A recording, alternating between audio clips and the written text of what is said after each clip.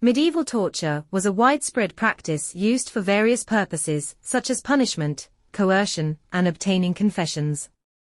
The Middle Ages, spanning roughly from the 5th to the late 15th century, saw the development and implementation of numerous brutal and imaginative methods of torture, reflecting the era's harsh judicial and societal norms.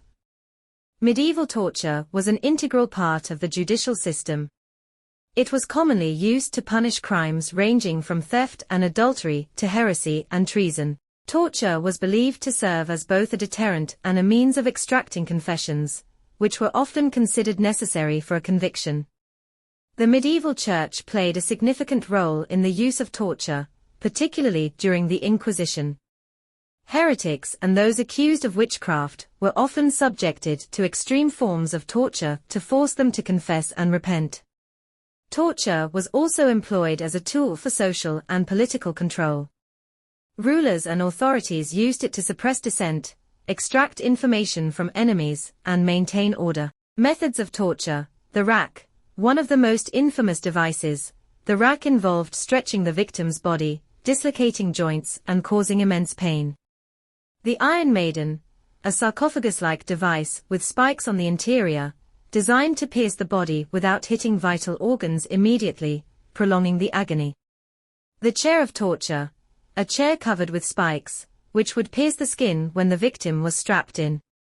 The wheel, breaking wheel victims were tied to a large wheel and beaten with clubs or iron bars, breaking their bones. Flaying, the skin of the victim was removed, often starting from the face, causing excruciating pain and usually resulting in death.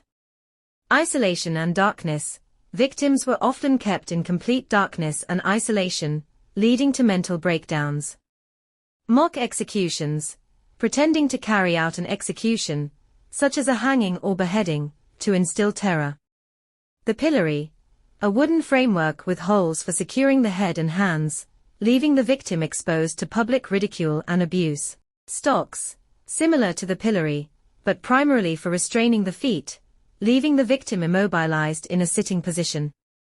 Torture had a profound impact on medieval society, instilling fear and reinforcing the power of authorities. It also led to a culture of brutality and violence, where extreme punishments were normalized. By the late Middle Ages, criticism of torture began to emerge, influenced by changes in philosophical and theological thinking.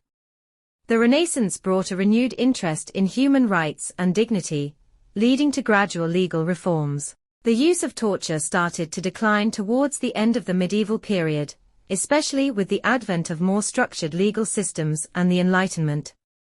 By the 18th century, many European countries had officially abolished torture as a judicial practice.